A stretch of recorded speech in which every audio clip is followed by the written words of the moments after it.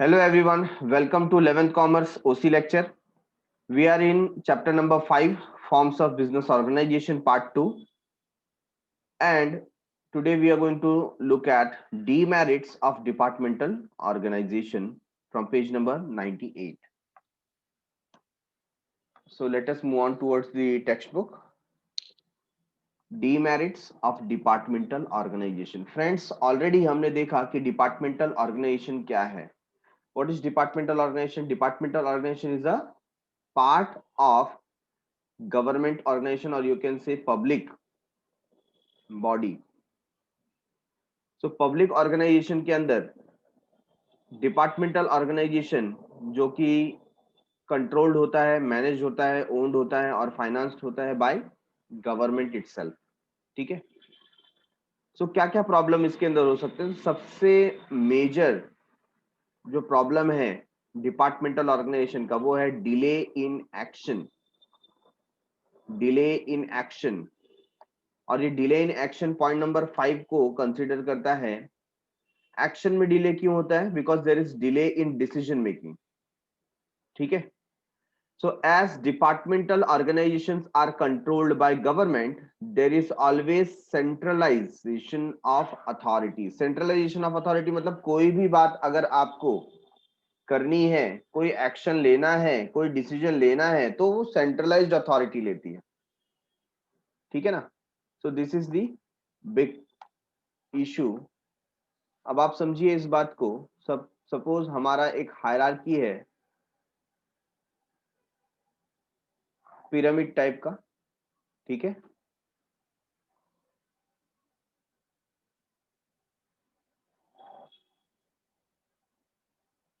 और यहां पर क्या है? We have various levels. We have various levels.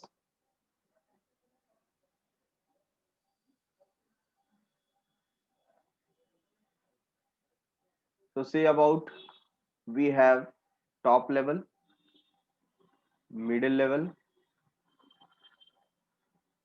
and lower level staff. ठीक है. अब यहां कहीं पर अब समझिए हमने क्या रखा है? वेरियस एम्प्लॉयज रखा है. टॉप में जो की मैनेजरल पर्सन होंगे, सीईओ होंगे. ठीक है. बोर्ड ऑफ डायरेक्टर्स हैं.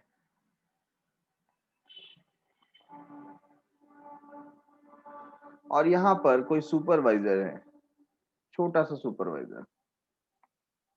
तो कई बार क्या होता है, अगर उसको भी कोई डिसीजन लेना है तो वो अपने सुपीरियर से बात करेगा, उसका सुपीरियर टॉप लेवल में बात करेगा, और टॉप लेवल का ऑफिसर किससे बात करेगा?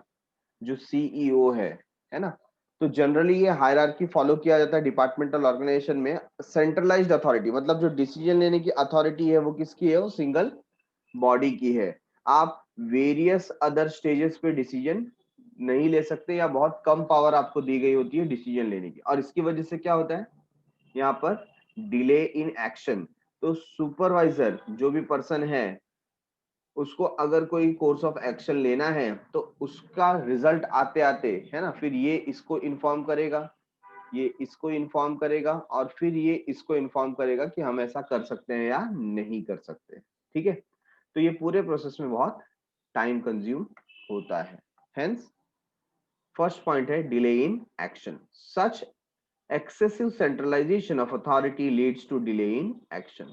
तो ये जो एक्सेसिव सेंट्रलाइजेशन अथॉरिटी मतलब जो मेजर डिसीजन पार्ट है ये हम लोग ने सेंट्रल अथॉरिटी को दे दिया है, वहीं से डिसीजंस आते हैं. इस वजह से हमारे एक्शंस में डिले होता है. ठीक है. तो इनका बोलने का मतलब है सेंट्रलाइजेशन तो होना चाहिए बट एक्सेसिव नहीं होना चाहिए. क्या नहीं होना चाहिए? एक्सेसिव. बहुत ज्यादा ही आप सेंट्रलाइजेशन पे डिपेंड नहीं रहिए. लेकिन ये प्रॉब्लम है डिपार्टमेंटल ऑर्गेनाइजेशन का. Number 2, red tapism and bureaucracy. Bureaucracy का मतलब क्या होता है? नौकरशाही. ब्यूरोक्रेसी का मतलब होता है नौकरशाही. सो इसे हम लिखेंगे नौकरशाही. नौकरशाही का मतलब क्या हो जाता है? नौकरशाही का मतलब होता है ज्यादातर चीजें कंट्रोल की जाती हैं एम्प्लॉयज के द्वारा. किसके द्वारा? एम्प्लॉयज के द्वारा. आप कुछ वहां पर काम कराना चाहते हो लेकिन वो काम होगा ही नहीं. ठीक है, क्यों? क्योंकि वे एम्प्लॉयज नहीं चाहते हैं। तो आप भी यहाँ पर मेंशन कर लीजिए नौकर शाही, ठीक है ना।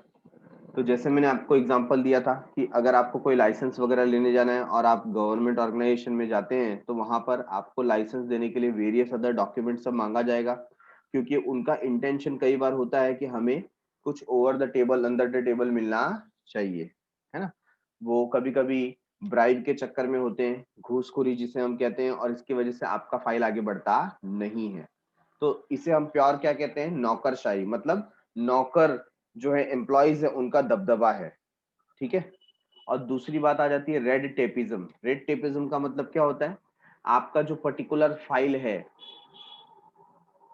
ठीक है, उसके ऊपर रेड टेप लगा दिया जाएगा। क्या लगा दिया जाएगा? Red tape. रेड टेप का मतलब क्या होता है कि वो कुछ समय के लिए उसके ऊपर कोई कोर्स ऑफ एक्शन लिया नहीं जाएगा, ठीक है ना। तो रेड टेपिज्म का मतलब क्या हो जाता है? आपका फाइल का चेकिंग या जो भी उसका एक्टिविटी करना बहुत डिले हो जाएगा। There is always a problem of red tapism and bureaucracy in departmental organisation which affects the trustworthiness. तो डिपार्टमेंटल ऑर्गेनाइजेशन के ऊपर लोगों को भरोसा इतना नहीं है कि उनका काम वहां पर होगा, due to this two problem. First one is bureaucracy and second one is red tapism, ठीक है। आपने कई बार देखा होगा फिल्मों में या गवर्नमेंट ऑफिसेस में फाइल के ऊपर रेड टेप लगा करके उसे फीता लगा करके बांध दिया जाता है, उसे बोलते हैं रेड टेपिज्म। मतलब वो फाइल के ऊपर वर्क करना पेंडिंग है और फिर फाइल धूल खाते रहेगी, कब काम होगा वी डोंट नो। सो ये एक मेजर प्रॉब्लम यहाँ पर दिखाई पड़ता है गवर्नमेंट ऑर्गेनाइजेशन का या डिपार्टमेंटल ऑर्गेनाइजेशन का।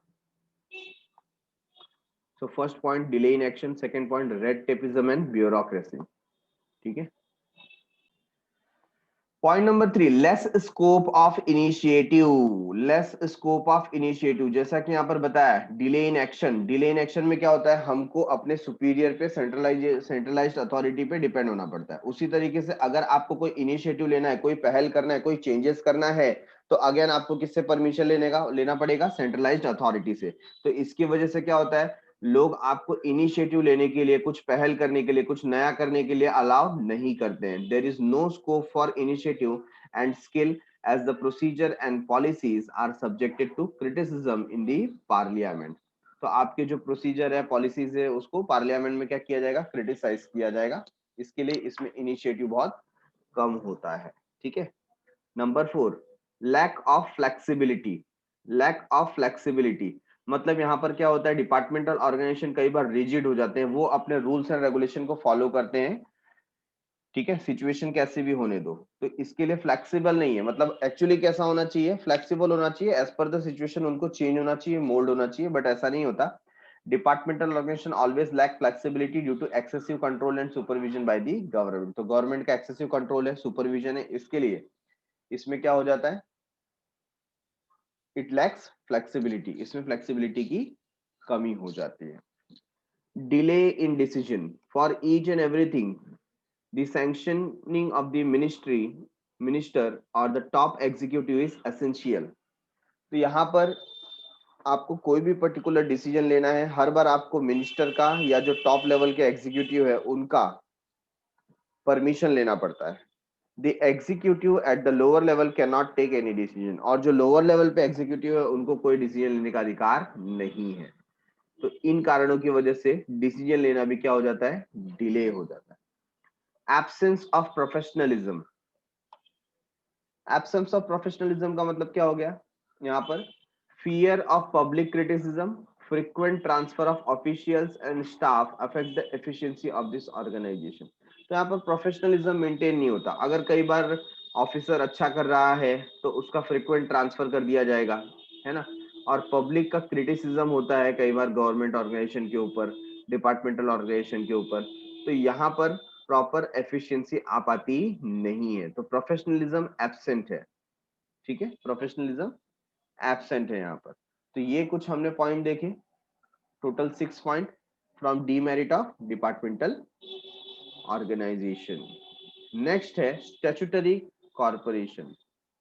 जब हम ये वर्ड यूज करते हैं स्टैट्यूटरी, तो ये स्टैट्यूट से आया। स्टैट्यूट मतलब जो लॉ है, जो कानून है, ठीक है ना, वहां से ये कॉर्पोरेशन आया है। इसका मतलब ही होता है कि इसके लिए सेपरेट लॉ बनाया गया है। क्या बनाया गया है? Separate law. For example reserve bank of India का अपना खुद का एक लॉ है, अलग से एक एक्ट है, और एलआईसी का भी एक अलग से एक्ट है, ठीक है।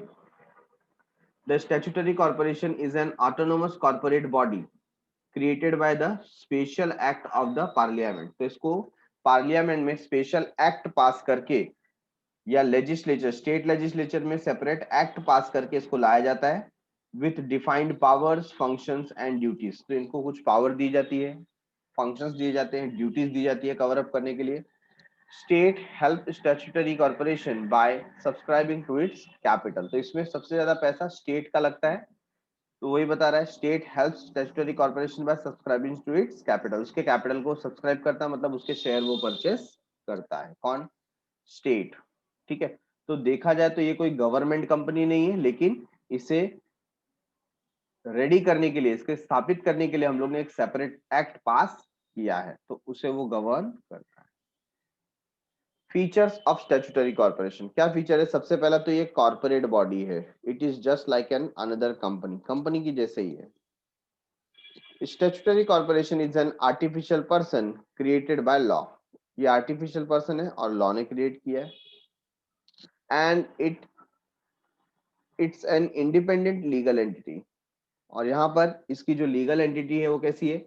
इंडिपेंडेंट है, ठीक है ना, ये किसी पे डिपेंडेंट नहीं है। दैट मीन्स अगर आपको इसके खिलाफ केस करना है तो आप डायरेक्टली कंपनी के खिलाफ केस कर सकते हैं, किसी पर्सन के ऊपर केस करने की जरूरत नहीं है।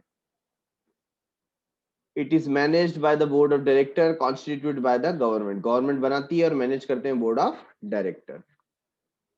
अ corporation has right to enter into contract and can undertake any kind of business under its own name. तो ऐसा जो कॉर्पोरेशन है वो किसी भी नाम के अंतर्गत अपने काम का शुरू कर सकता है, बिजनेस को स्टार्ट कर सकता है।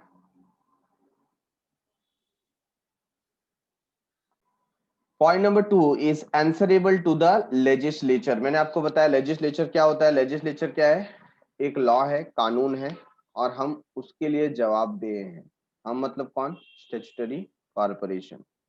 A statutory corporation is an answerable to the parliament or state assembly। मतलब इसका जो भी आंसर आपको देना है, कहाँ देना पड़ेगा? पार्लियामेंट में देना पड़ेगा और स्टेट असेंबली में देना पड़ेगा। whomsoever it create, whomsoever creates it, जो भी ऑर्गेनाइजेशन ने उसको बनाया है।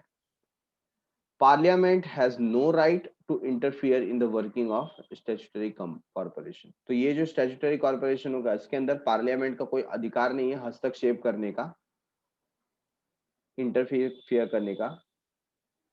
It can only discuss policy matters and overall performance of the corporation। तो यहाँ पर यही बात हो जाती है कि जब आपकी रिस्पॉन्सिबिलिटी फिक्स हो जाती है, तो जो डिस्कशन होता है वो पॉलिसी मैटर पे होता है, and overall performance of the company, company का पूरा परफॉर्मेंस कैसा चल रहा है उसके बारे में यहाँ पर चर्चा की जाती है। नेक्स्ट वन है own staffing system.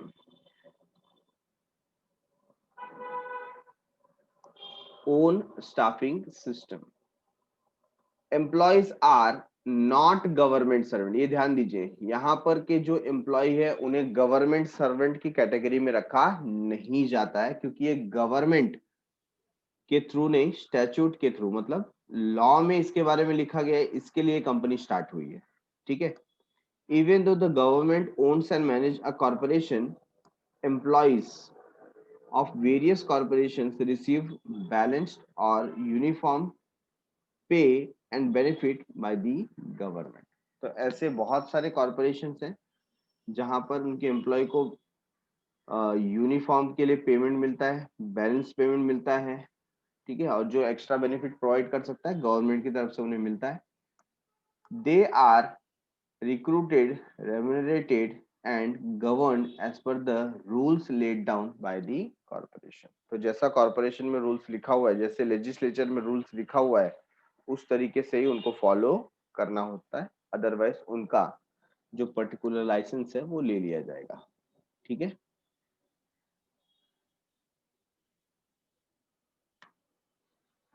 Point number 4 is financial autonomy. Point number 4 is financial autonomy. Autonomy का मतलब क्या हो जाता है यहाँ पर? इंडिपेंडेंट बॉडी जो अपने डिसीजंस खुद से ले सकता है, गवर्नमेंट के ऊपर टोटली डिपेंड रहने की जरूरत नहीं है, रिलाय रहने की जरूरत नहीं है. A statutory corporation enjoys financial autonomy और इंडिपेंडेंस. यही डिफरेंस है. देखिए डिपार्टमेंटल ऑर्गेनाइजेशन की बात करें तो सब कुछ कैसा था? सेंट्रलाइज्ड है ना. मिनिस्ट्री का हमको या तो वहां के जो सीईओ इनसे हमेशा बात करना पड़ता था. यहाँ पर ऐसा नहीं है. ये जो स्टैट्यूटरी कॉर्पोरेशन है ये अपने डिसीजंस खुद ले सकता है. It is not subject to the budget, accounting and audit controls. तो इससे इनका कोई रिलेशन ऐसा नहीं है. After getting the prior permission from the government it can even borrow money with the outside the country. तो एक बार आपको परमिशन मिल जाता है गवर्नमेंट से तो आप मनी बोरो भी कर सकते हैं और इंडिया से ही नहीं फॉरेन से भी मनी बोरो कर सकते हैं. Number 5, no political interference. ऐसे ऑर्गेनाइजेशन के अंदर पॉलिटिकल इंटरफियरेंस ना के बराबर होता है. A statutory corporation comes into existence by following particular act or statute thereof. There is no political interference. इसके अंदर कोई पॉलिटिकल इंटरफेरेंस नहीं होता है. Information, working and administration of a statutory corporation. All statutory corporations are free from political interference. तो इसके अंदर किसी भी राजनेता का या मंत्री का, मिनिस्टर का हस्तक्षेप नहीं होता. Got my point?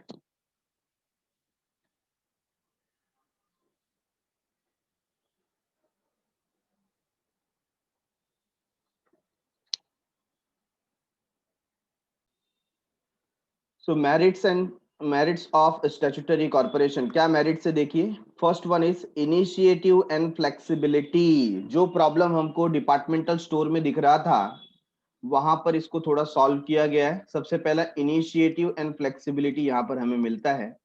Operations and management of the statutory corporation is done independently without any government interference with its own initiative and flexibility. तो इसके अंदर गवर्नमेंट का इंटरफेरेंस इतना नहीं होता. आपको बार बार टॉप अथॉरिटीज से, मिनिस्टर से बात करने की जरूरत नहीं.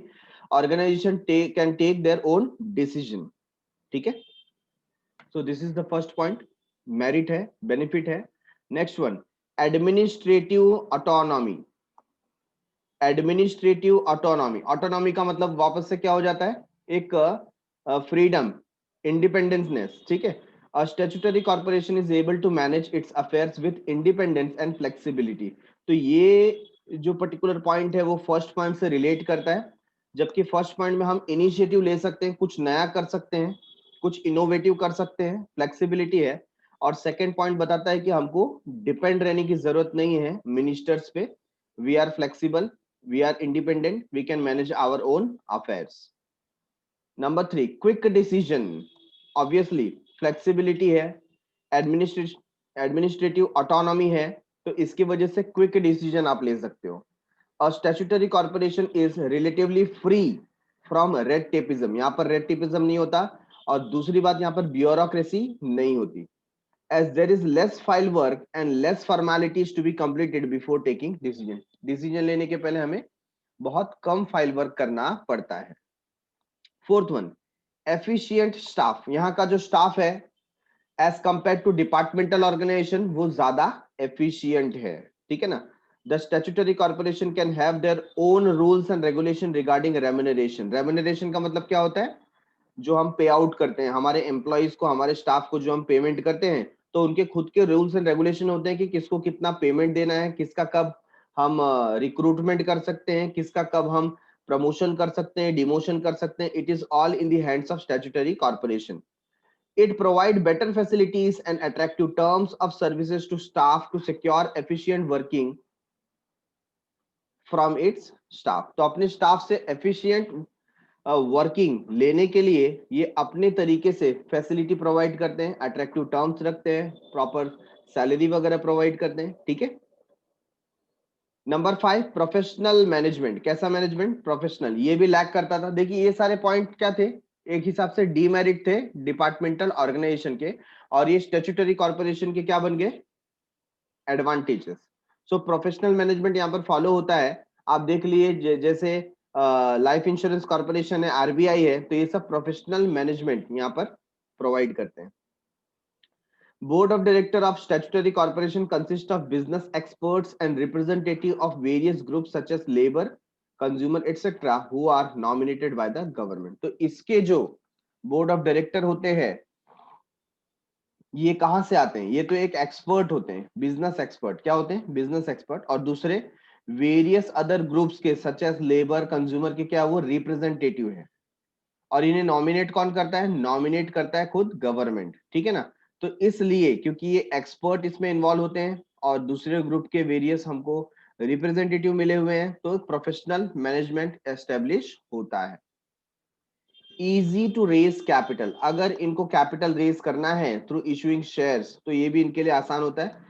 सच corporations are fully owned by the government, ऐसे जो कॉर्पोरेशंस है गवर्नमेंट के द्वारा ओन किए जाते हैं, they can easily raise required capital by floating bonds at low rate of interest. तो इन्हें अगर फंड्स रेज करना है तो ये बॉन्ड मार्केट में इशू करते हैं, और गवर्नमेंट के द्वारा इशू किए गए बॉन्ड तो सब परचेस करते हैं, ठीक है। तो इजीली इनके पास पैसा आ जाता है। These bonds are safe, the investor also feel comfortable in subscribing such bonds. तो इसके ऊपर गवर्नमेंट की गारंटी मिलती है। क्या मिलती है, गवर्नमेंट की गारंटी। तो हर एक पर्सन ये बॉन्ड परचेस करना चाहता है और करता है। तो इस तरीके से ये क्या कर सकते हैं, फंड रेज कर सकते हैं। अभी हर एक ऑर्गेनाइजेशन के अपने डीमेरिट्स भी होते हैं, तो यहां पर हम देख रहे हैं demerits of statutory corporation. Statutory corporation के डीमेरिट्स क्या है।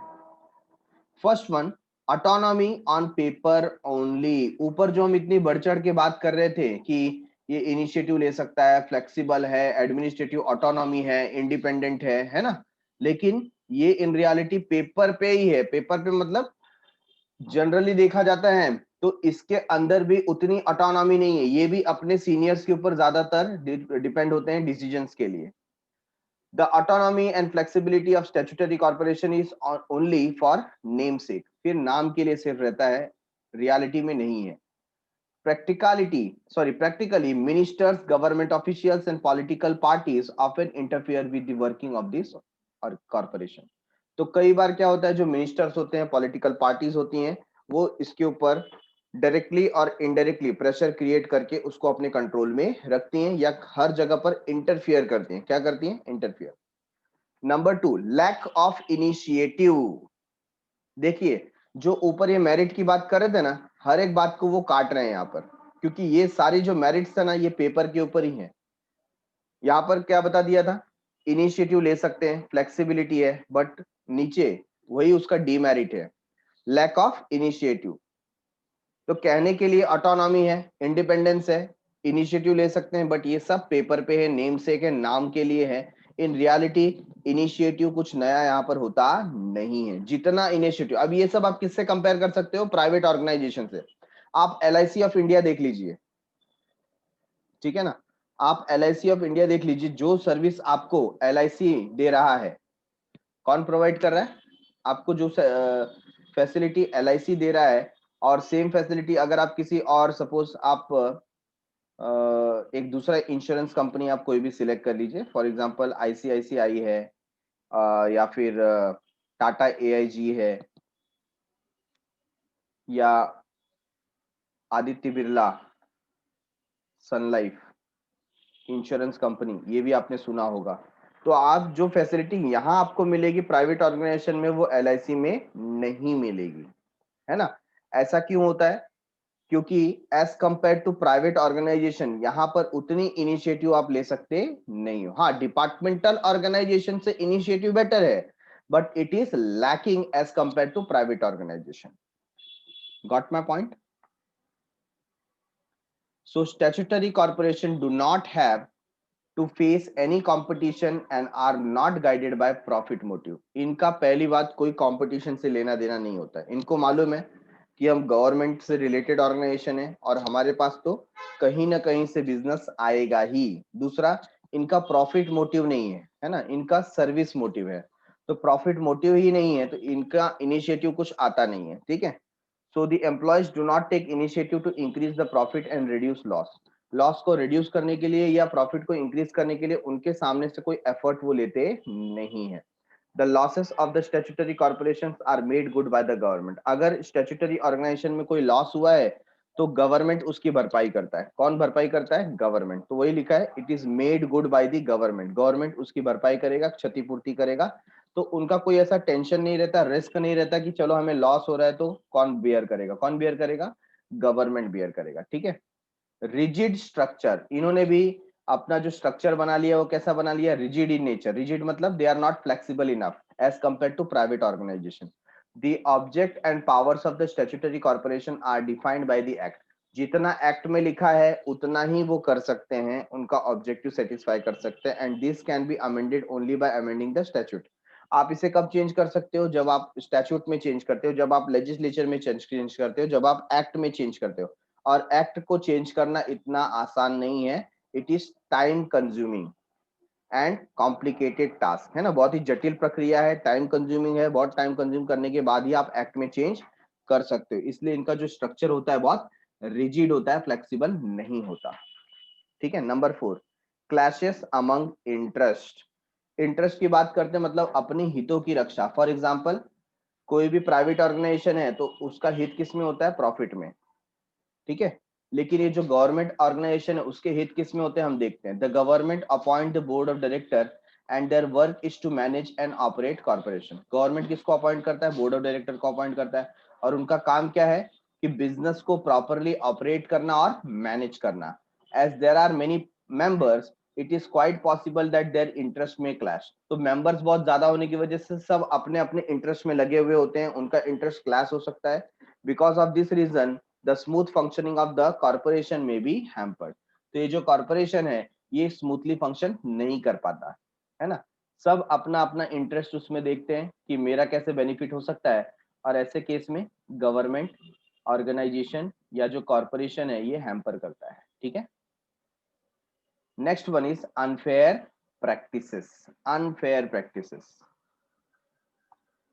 The government board of statutory corporation may indulge in unfair practices। हो सकता है कई बार ये जो गवर्निंग बॉडी है या जिसे हम बोलते हैं बोर्ड ऑफ डायरेक्टर, ठीक है ना, इस कॉर्पोरेशन का, वो अनफेयर ट्रेड प्रैक्टिसेस में भी इन्वॉल्व हो सकता है। It may charge and unduly high price to cover up inefficiency. इनकी जो इनएफिशिएंसी है उसको कवर अप करने के लिए ये हाई प्राइस चार्ज कर सकते हैं कस्टमर से।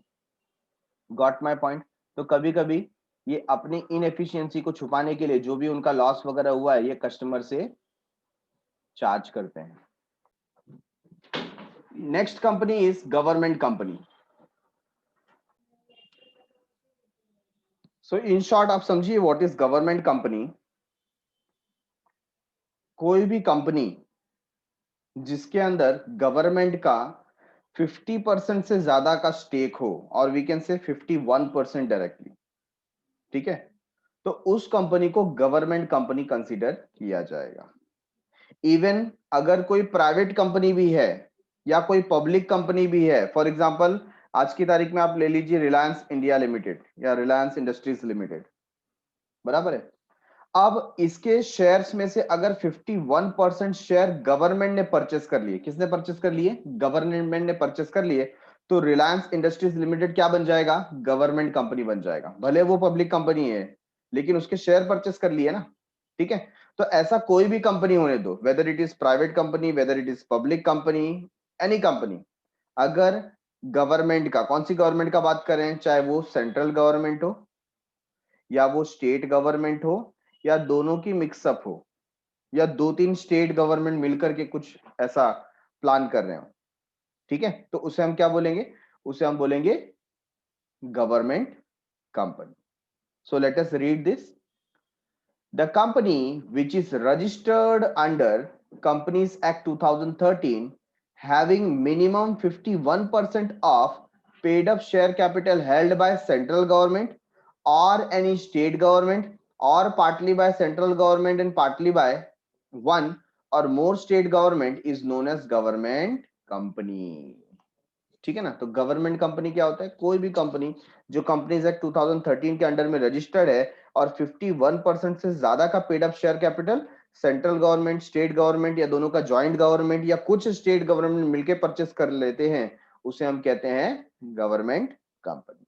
तो इसमें आप कुछ एग्जांपल दे सकते हैं। सबसे पहले देखिए national thermal power corporation, NTPC, ठीक है। दूसरा है भेल, भारत हैवी इलेक्ट्रिकल्स लिमिटेड। फिर है एचएमटी, हिंदुस्तान मशीन टूल्स, ठीक है। एचएमटी देखिए आपको पता है घड़ी वगैरह बनाती है ना। The share of government company are purchased in the name of the president of India. तो इन कंपनीज का शेयर इंडिया के प्रेसिडेंट के नाम पे परचेस किया जाता है, और in the name of the governor of the state, या तो स्टेट के गवर्नर के इस नाम पे परचेस किया जाता है। इंपॉर्टेंट कॉन्सेप्ट क्या है इसमें, एनुअल रिपोर्ट क्या बनाया जाता है, annual report. In government company annual reports and audit reports are laid or presented before the parliament, and in the case of state company such reports are presented before the state legislature। तो अगर central government का पैसा लगा हुआ है तो parliament के सामने आपको एनुअल रिपोर्ट प्रस्तुत करना पड़ेगा, या स्टेट गवर्नमेंट का है, स्टेट कंपनी है, तो स्टेट लेजिस्लेचर के सामने आपको ये पेश करना पड़ता है, ठीक है। मतलब you are responsible for the parliament और स्टेट लेजिस्लेचर, वहां पर आपको एनुअल रिपोर्ट सबमिट करना पड़ेगा। Number 2, appointment of auditor. Auditor कौन होते हैं, जो आपका बुक्स ऑफ अकाउंट चेक करते हैं, है ना। तो अगर आप एक गवर्नमेंट कंपनी है तो आपको ऑडिटर भी अपॉइंट करना पड़ेगा, ताकि वो क्या कर सके, आपके बुक्स ऑफ अकाउंट को चेक कर सके। तो कौन ऑडिटर अपॉइंट करेगा, government on the advice of controller and auditor journal of India, इसको बोलते हैं कैग, शॉर्ट में क्या बोलते हैं इसको, कैग, ठीक है। Controller and auditor journal of India, उनके गाइडेंस से, उनके एडवाइस से हम क्या करते हैं, ऑडिटर को अपॉइंट करते हैं। हम मतलब कौन, गवर्नमेंट अपॉइंट करती है, ठीक है, गवर्नमेंट कंपनी के लिए। शेयर होल्डिंग, शेयर होल्डिंग तो आपको बता दिया, बाकी का शेयर होल्डिंग कुछ भी हो, 51% का शेयर किसके पास होता है, गवर्नमेंट के पास होता है, ठीक है। सो share holding, a government company may either wholly or partially owned by government, या तो गवर्नमेंट ने पूरा का पूरा शेयर परचेस कर लिया या पार्टली परचेस किया होगा। In the wholly owned company 100% capital is provided by the government. अगर कंपनी होली ओन्ड है तो 100% किसने खर्चा किया है, गवर्नमेंट ने, और पार्टली है तो उसमें 51% गवर्नमेंट का होगा और बाकी का प्राइवेट एंटिटी भी परचेस कर सकते हैं, ठीक है। मैनेजमेंट, मैनेजमेंट कैसा है यहाँ पर, तो मैनेजमेंट वही है जो कॉर्पोरेशन का होता है, बोर्ड ऑफ डायरेक्टर हैंडल करते हैं। The management of the government company is in the hands of board of director. तो बोर्ड ऑफ डायरेक्टर ही संभालते हैं, who are nominated by the government, लेकिन उनका नॉमिनेशन, उनका नाम किसने दिया है, गवर्नमेंट ने दिया है।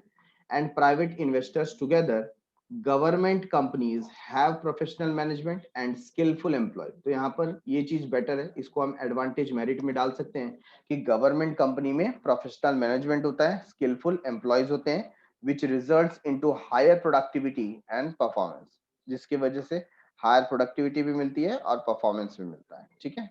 Features, now what are the features, registration under companies act. सबसे पहली बात, गवर्नमेंट कंपनी एक नॉर्मल कंपनी की जैसे इंडियन कंपनीज एक्ट 2013, जो कंपनीज एक्ट 2013 है उसके अंडर में रजिस्टर्ड होती है, ठीक है। A government company is formed through registration under a Companies Act 2013 and is subjected to the provision of these act like any other company। तो जैसे बाकी दूसरी कंपनीज होती है वैसे ये भी इसके एक्ट को फॉलो करती है। However, the central government may direct that any of the provision of the Companies Act shall not apply to the government company। लेकिन यहाँ पर सेंट्रल गवर्नमेंट के पास पावर है कि वो बोल सकता है कि कौन सा पर्टिकुलर एक्ट इसके ऊपर लागू नहीं होगा, और shall apply with certain modification, या कुछ बदलाव के साथ उस पर लागू किया जा सकता है। ऐसा कौन बताएगा, सेंट्रल गवर्नमेंट, ठीक है। नंबर 2, सेपरेट लीगल एंटिटी, क्योंकि ये रजिस्टर्ड है तो इसका खुद का अपना लीगल स्टेटस है, लीगल एंटिटी है। अ government company is a legal entity separate from its government, ये अपने गवर्नमेंट से अलग है। It can acquire property, can make contract and can file suit in its own name. So वो अपने नाम पर केस लड़ सकती है, प्रॉपर्टी परचेस कर सकती है, सेल भी कर सकती है, तो ये एक सेपरेट लीगल एंटिटी है. ऐसा केस डिपार्टमेंटल ऑर्गेनाइजेशन या स्टैट्यूटरी ऑर्गेनाइजेशन के साथ में नहीं था. Majority of the government directors in a government company, major capital is held by government. ज्यादातर पैसा तो 51% किसका लगा है? गवर्नमेंट का ही लगा है. So in board of director maximum directors are appointed by representative government. तो ज्यादातर जो डायरेक्टर होते हैं वो रिस्पेक्टिव गवर्नमेंट जो होती है ना, सेंट्रल हो तो सेंट्रल, स्टेट गवर्नमेंट हो तो स्टेट गवर्नमेंट, कंबाइंड गवर्नमेंट है तो कंबाइंड गवर्नमेंट, वहां पर बोर्ड ऑफ डायरेक्टर को अपॉइंट करती है. मतलब ज्यादातर डायरेक्टर्स उनके तरफ से होते हैं. Own staff, a government company has its own staff except government official. तो गवर्नमेंट कंपनी का खुद का स्टाफ होता है, इसके अंदर कोई गवर्नमेंट का ऑफिसर नहीं होता. ठीक है. who are sent on deputation. तो गवर्नमेंट ऑफिसर तो डेपुटेशन पे भेजे जाते हैं, चेक करने के लिए भेजे जाते हैं. Its employees are not governed by civil service rule. तो ये गवर्नमेंट के एम्प्लॉय नहीं होते हैं, गवर्नमेंट कंपनी के एम्प्लॉय गवर्नमेंट के एम्प्लॉय नहीं होते हैं. ठीक है ना. इसके लिए बोला है its employees are not govern by civil service rule. तो जो सिविल सर्विस रूल होता है उसके द्वारा ये गवर्न किए नहीं जाते. Number 5, free from procedural control. Free from procedural control. A government company is free from budgetary, accounting and audit controls which are applicable to government undertaking. तो यहाँ पर ये चीज बता दिया है, free from budgetary, accounting and audit control. तो यहाँ पर जो भी कोई कंट्रोल होता है उससे ये अलग रहती है. इसके ऊपर बजटरी, अकाउंटिंग और ऑडिटिंग कंट्रोल नहीं होता.